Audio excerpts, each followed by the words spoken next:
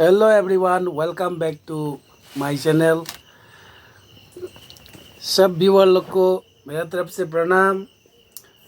आज तो कहेगा ये चावल स्टिकी चावल है, चिपकाने वाला।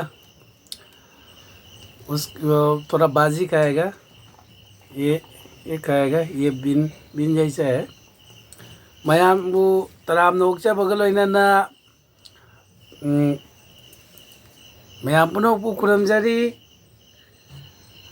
ngasiदी चाउ थोंबनी दुगो लोइनना कंगाउ लेरे, योंचाक मरु सिगा लेरे असे अहिंग मनी दो चाद्री ममांग जिदा लाई खजितंग दाथोक जगे सिगा ngau लेरे कंगाउ दो योंचाक मरु जो मखक ताजरगे लाई की सिंग खरा कच्चरगे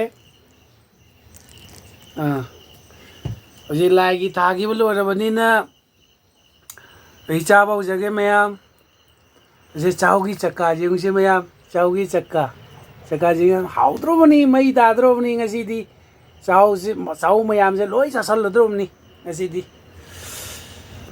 दो आन भाई चकोम सिदी चिन्नाउ मैमनी से जोंचांग मरु अतोंग बसी जो अनी खक हपसरगे से नपाना नयामना नपापुंगना नयामना ननाउना इलिबसे चारो से हाउरबनी को हाउरे को से